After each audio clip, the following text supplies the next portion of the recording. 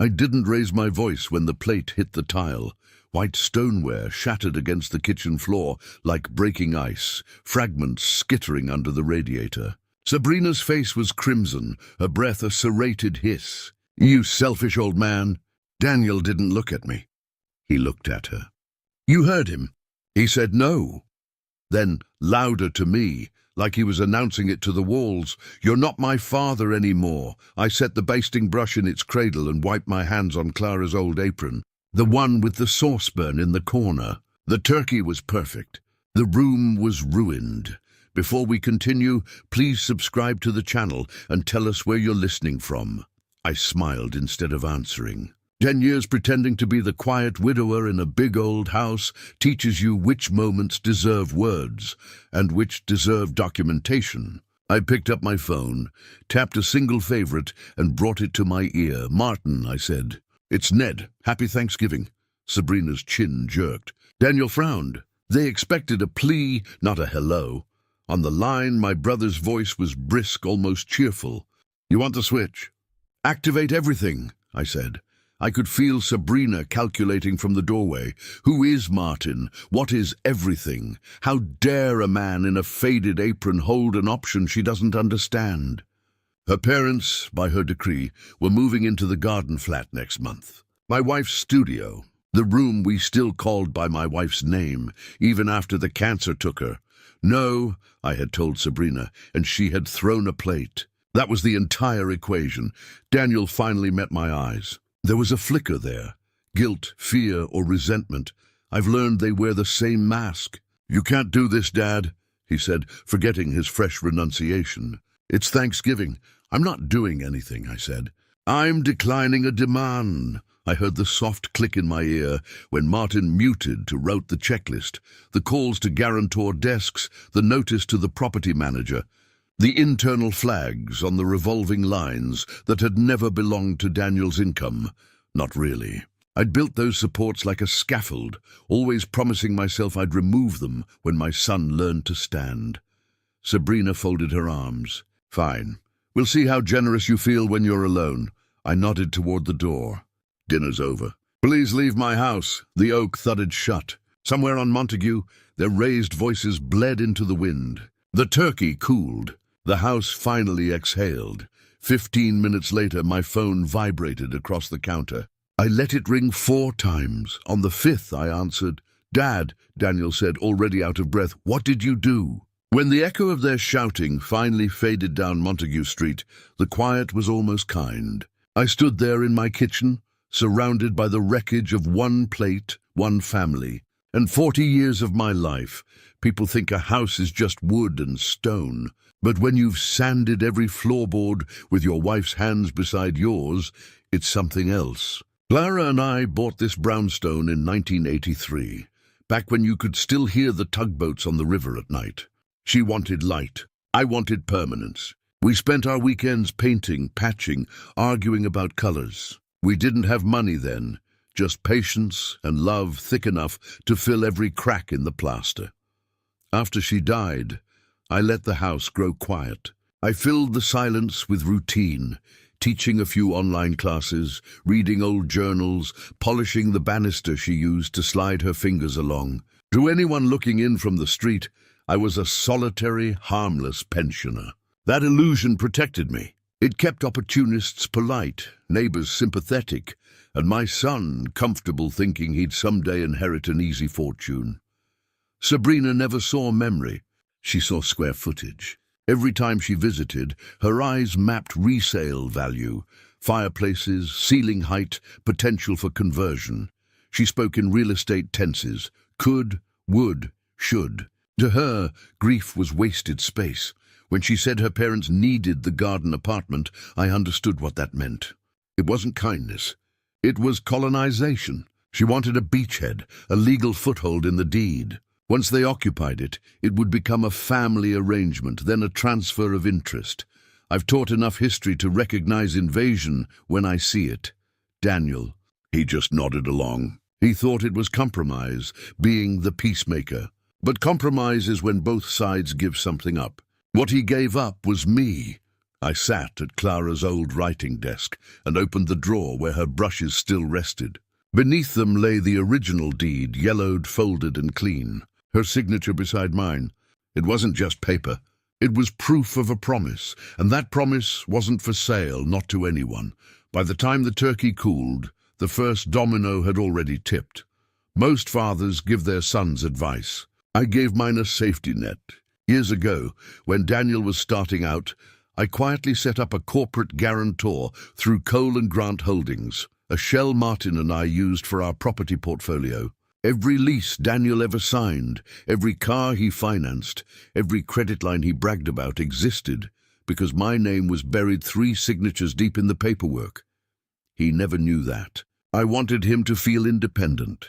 The problem with invisible help is that it feels like entitlement from the other side. Activate everything wasn't poetic. It was procedural. Martin withdrew every guarantor clause. The luxury apartment Daniel and Sabrina called theirs was held under a rider agreement. Market rent frozen at UC, $2,200, while the real rate was $6,800. The moment our corporate guarantee vanished, the landlord's algorithm did the rest. At 4:32 p.m., the rent tripled. At 4:40, an automatic notice to cure hit their inbox. By 6 p.m., Sabrina's phone records would show 5 unanswered calls to the leasing office, 2 to the concierge, and 1 furious voicemail that began with "my husband's father" before she caught herself and hung up. The next morning, they discovered their luxury amenities, key fob, had been deactivated. No gym, no elevator, no lobby access, policy for accounts in arrears. The doorman let them in once out of pity. After that, policy was policy. They checked into a roadside motel near Flatbush by nightfall. I know because Martin's analyst forwarded the activity alert from Daniel's shared account debit card, Holiday Inn Express, $189.46. That night, as I washed the last of the Thanksgiving dishes, I thought about Clara's rule: never punish in anger, design the consequence in silence. She believed chaos should feel like coincidence, so when Daniel called again, his voice shaking with a panic he mistook for injustice, I just listened. "Dad, our rent just went insane. They're saying we owe 3 months in advance or we're out." "I'm sorry to hear that," I said, keeping my tone even. "I guess it's harder when help disappears." "Help? What help?" "The invisible kind," I said. "You never noticed it until now. Money doesn't vanish, it evaporates, quietly at first, then all at once." By Saturday morning, Sabrina's confidence was still intact. She believed this was temporary, a misunderstanding. She told Daniel she'd call the bank first thing Monday. She didn't know that Martin had already called before she did. Every card in their wallet was backed by my guarantee, not because I wanted to control them, but because I knew my son's credit was soft and Sabrina's was decorative. All polish, no foundation. When I withdrew those guarantees, the banks did what banks always do: reassess risk. Reassessment means temporary hold pending income verification. Translation: declined. At 10:14 a.m., Sabrina tried to buy a latte in Brooklyn Heights. Her platinum card blinked red. At 10:17, her phone pinged. Unusual activity detected. Account temporarily restricted. By noon, Daniel's debit card froze too. They weren't broke, not yet. But the illusion cracked. Sabrina's online. Her boutique orders, the leased Range Rover, the skincare sponsorships, all fed from lines of credit tied to the same silent name she just cursed at dinner: mine. I didn't take pleasure in it. Not exactly. It was more like watching balance return to a scale. By evening, they were arguing in the motel parking lot. Daniel pacing, Sabrina yelling about humiliation and image. The irony: she filmed motivational reels about financial independence. Now, she couldn't pay for gas. Meanwhile, Martin's office was methodical. He wasn't vindictive, he was logistical. He sent letters terminating co-sign responsibilities and froze the supplementary business card linked to Daniel's consulting account. One clean sweep, no theatrics. When Daniel called that night, he didn't shout. He whispered, "Dad, are you cutting me off?" "No," I said. "You just reached the edge of the map." He went silent. "You built your house on a bridge you didn't know I was holding," I told him. I stepped aside, that's all. I heard Sabrina in the background, furious, demanding, still certain she could shout her way back into privilege. She didn't understand. You can't argue with a system that's already finished running the numbers. The first knock came 3 days later. Firm, polite government rhythm. 2 taps, a pause, then 1 more. Through the frosted glass, I could see a badge and a clipboard. Adult Protective Services. So that was Sabrina's next move. I opened the door, careful to look tired, a little confused, the way old men are expected to look. The woman on the porch introduced herself. "Officer Rivera, APS Investigations. We received a report expressing concern about your capacity to manage your own affairs." Translation: they'd accused me of senility. "Come in," I said. "Would you like tea?" She smiled, half professional, half surprised. "That's very kind, sir. I made a pot of chamomile. Every motion deliberate, calm, steady, lucid." I showed her the medication list, the bills in order, the mail stacked chronologically, Clara's photo on the mantel. My handwriting was neat, my sentences were whole. She asked if I understood my finances. "I used to teach history," I said. "Numbers are smaller stories." She chuckled, scribbling notes. When she asked if anyone had recently pressured me to transfer property or alter legal documents, I tilted my head. "Why do you ask?" "It was in the report," she said. "A relative claimed you might be under duress." I reached into a drawer and pulled out my phone. "I record every call for memory's sake," I said. "Would you like to hear one?" I played Sabrina's voicemail, the one where she called me selfish, unfit, and promised to handle my estate herself. Rivera's pen stopped moving halfway through the second sentence. "That will be enough," she said softly. "I'll be filing a note that there's no indication of diminished capacity, but possible financial coercion from relatives." Exactly what I needed. Before leaving, she asked if I had support. Right on cue, Martin entered, holding a folder and pretending to check his calendar. "Just the morning debrief for C&G Holdings," he said casually. Rivera looked between us, the frail old man, and the business partner who wasn't supposed to exist, and her expression shifted from suspicion to respect. By the time the door closed, Sabrina had built the first page of her own indictment. The morning after the APS visit, the silence felt heavier, not oppressive, but ready. I'd played small long enough. Now the paperwork would speak. I called Ava Klein, my attorney. She'd handled Clara's estate years ago and knew my quiet side was never weakness, just patience waiting for formality. When I told her about the APS report, her tone sharpened instantly. "She filed under elder abuse?" Ava asked. She implied it.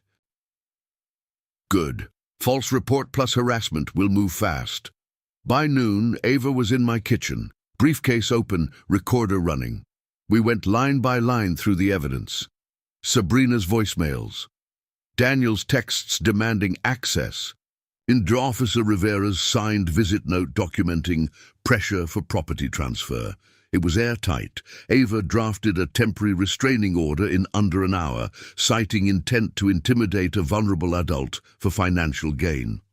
Martin arrived halfway through, delivering notarized statements about the C&G structures, proof that I remained an active executive, mentally competent, financially autonomous. At 3:12 p.m., a courier from the county clerk's office knocked on the motel door where Daniel and Sabrina were staying.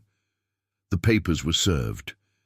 Witnesses later said Sabrina read the first page out loud, her voice climbing with disbelief. "You are hereby restrained from contacting or approaching Edmund Cole." Daniel tried to calm her. She threw the papers at him. By 4 p.m., Ava texted me a single sentence. "They've been served. Sleep easy tonight." But Sabrina wasn't built for retreat. Within hours, she was on the phone with anyone who'd listen, spinning the story, calling reporters, even hinting to a family friend that she had documents proving I was hiding offshore money. That line got Martin's attention. He called me that evening, voice calm as ever. "She just crossed into discovery territory," he said. "What does that mean?" "It means we bait the hook. Let her prove she's greedy." I smiled. "She'll bite." And she did, harder than anyone expected. The trick to trapping a liar is giving them a louder microphone. You don't corner them. You let them sprint into their own echo. Martin called me 2 days after the restraining order went live. "She's still digging," he said. "Claims she can expose how you hide foundation money overseas. Sounds like she's talking to a lawyer named Leon Hart." "Perfect," I said. "Let's give her something to find." That afternoon, Martin and I met in his office. Glass walls, quiet printers, city hum. On the table lay a folder labeled C&G, Internal Audit 2018, Confidential. Inside, copies of real transactions, blacked-out sections, and one immaculate forgery. It showed a trail of offshore disbursements routed through Aurora Equity Holdings, Barbados branch. The signatures were genuine, the context was not. The account numbers traced back to the Clara and Edmund Foundation, our philanthropic trust that funded literacy programs. The shells were simply charitable intermediaries. To a greedy mind, though, it looked like tax evasion gold. Martin smirked. "If she gets this, she'll think she's struck oil." "That's the idea," I said. "Leon Hart's kind always smell blood before truth." We let the bait dangle. A junior associate from Hart's office accidentally received a courier envelope meant for Sabrina's investigation. Within 24 hours, Sabrina was on the phone bragging to a friend that she had proof of my criminal empire. The friend, who happened to sit on the board of one of our charities, forwarded the recording straight to Ava. By Sunday night, Sabrina's plan was set. She'd confront me at a settlement meeting, threaten exposure, and demand a payoff in exchange for silence. Classic extortion pattern. Ava, calm as a surgeon, arranged the meeting herself. "Let her come," she said. "We'll be ready." I looked out the window at the Brooklyn skyline, glowing cold and gold in the winter dusk.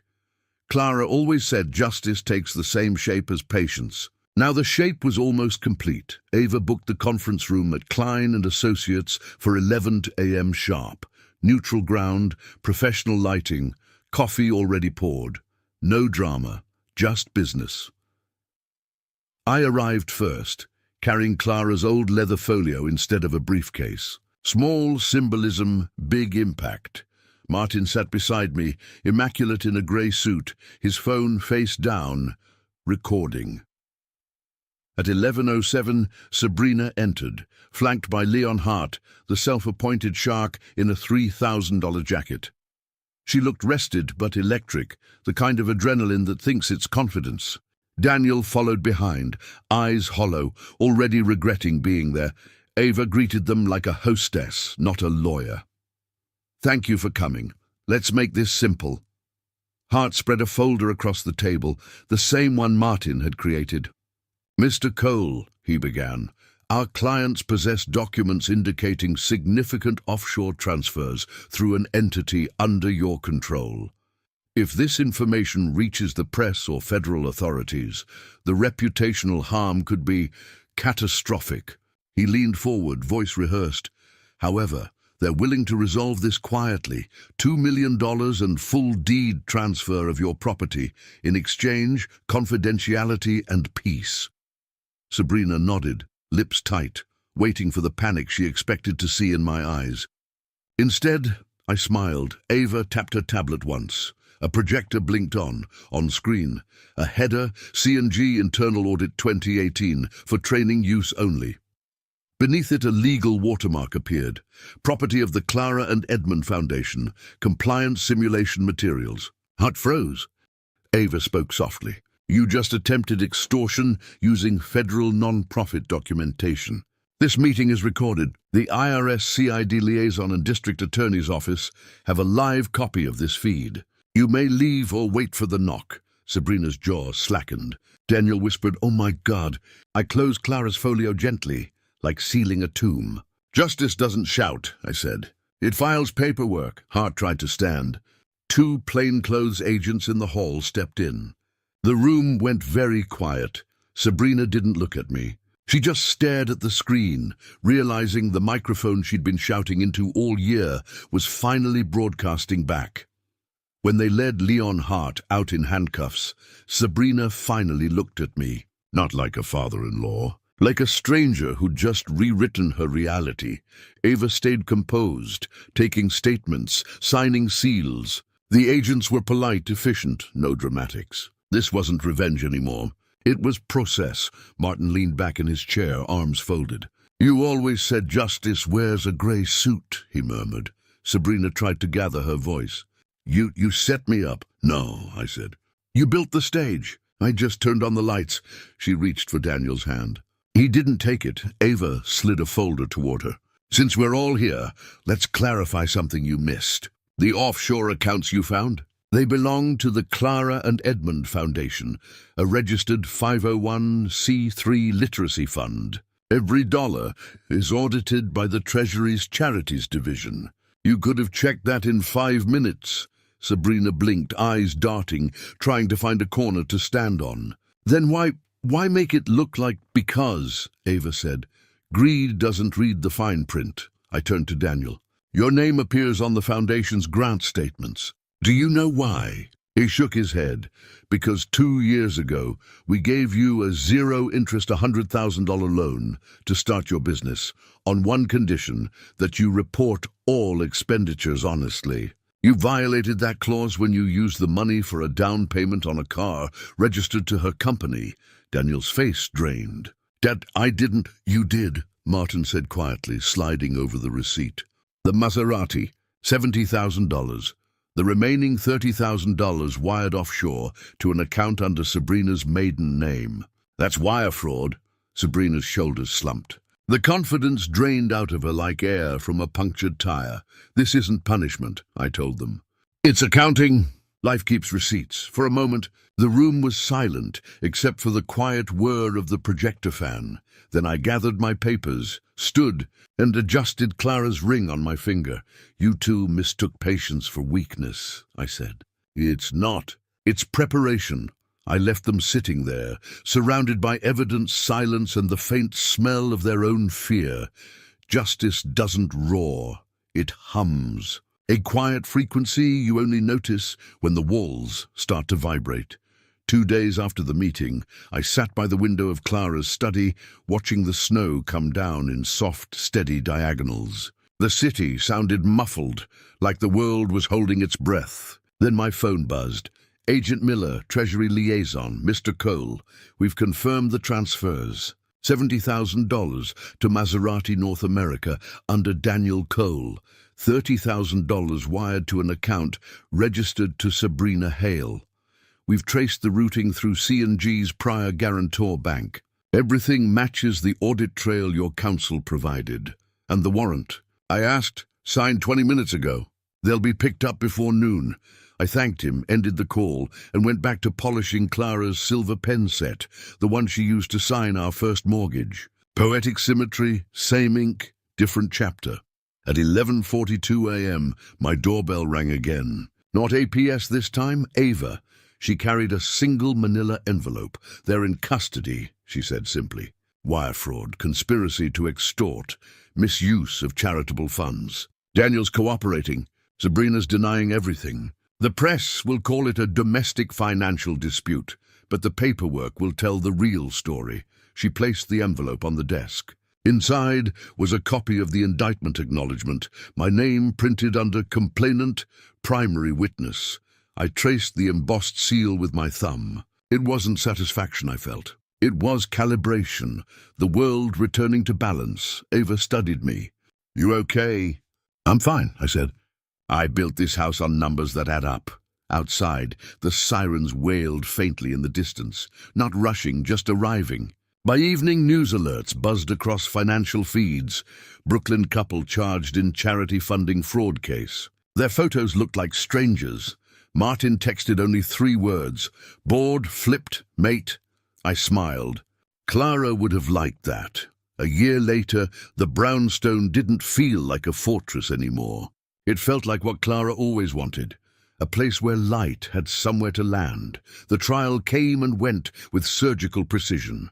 Sabrina took a plea. Daniel testified, voice shaking but steady. The tabloids called it the Brooklyn filial fraud case. I didn't watch the coverage. Some victories aren't meant for replay. After sentencing, I sold the house. Not out of anger, out of completion. Clara had once said, when the walls stop echoing love, build somewhere new. So I donated the proceeds to the Clara and Edmund Foundation, expanding its focus to include elder abuse and financial coercion prevention. We started a small program, lawyers on retainer for seniors who can't afford to fight back. Every time a new client signs a protection document, I remember the night Sabrina threw that plate and called me selfish. Funny how gratitude and irony often share a table. I moved into a modest apartment overlooking Prospect Park. Fewer rooms, fewer ghosts. But I kept Clara's writing desk, the pen, and the photograph from our first Thanksgiving here. The one before Daniel met Sabrina, before silence became a strategy. Then, one evening at a charity gala, I felt a tap on my shoulder. Dad! Daniel stood there in a plain suit, thinner, quieter. He didn't look defeated, just human again. I heard about the foundation, he said. You're helping a lot of people. It helps me too, I said. He hesitated. I can't undo what I let happen. But can we start with coffee? I looked at him, really looked, and for the first time in a long while, I didn't see betrayal. I saw possibility. Coffee sounds fine, I said. Bring the receipt this time. He laughed through his tears. Small, real, fragile.